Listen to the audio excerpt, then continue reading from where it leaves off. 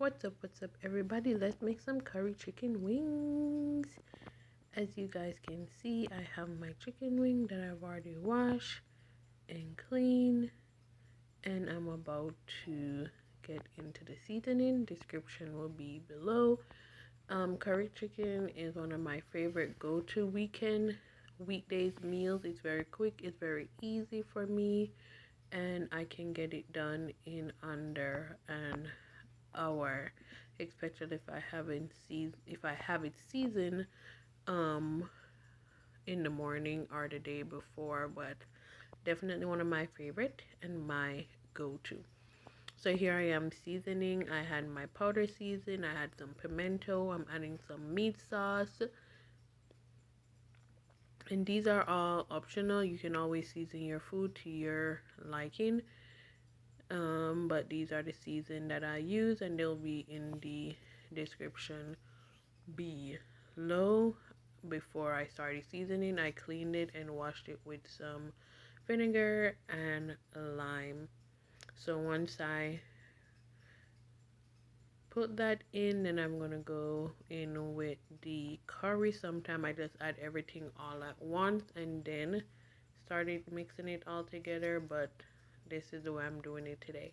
I've been using this curry. They reached out to me and offered me to use their product, and it has been so good till I even start getting it on my own. It's called Willie's Indo Curry.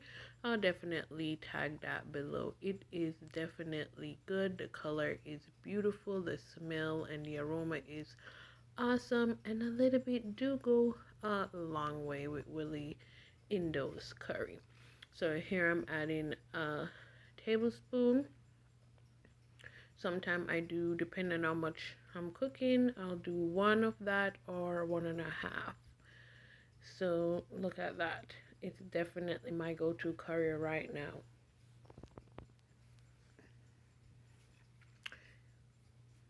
So it has been a while, and my chicken has been marinating. I don't remember what I fried in this, because these videos are from last year or earlier this year, and I'm just putting them out. But I fried something earlier in this oil, so I'm just repurposing this oil. My oil is hot, and I'm adding my chicken to the hot oil. And this process is called burning before I go in with water, just to ensure the whole old Jamaican saying that it doesn't run your belly. So there you see, I'm moving it around to make sure it doesn't stick to the bottom of the pot and start to burn. As you see, my temp is up too high because it's starting to char a bit, but we gonna let it work. So once I finish this process of burning the curry, you want to watch your chicken at this stage, because it can start to burn very quickly, especially if your heat is up too high. So here I am. Then once that has been settled, sometimes it does bring its own liquid, and you won't need to add any water or little water. So as you guys can see, I still haven't added any water as yet, and it started to spring some liquid, still sticking. So I'm not enough, but still sticking. So I'm going in with water from the leftover seasoning from the same pan that I seasoned my chicken in. And with curry chicken, you don't need to add a lot of water. A little goes a long way, because you don't want to drown out all of that flavor that you season the food with.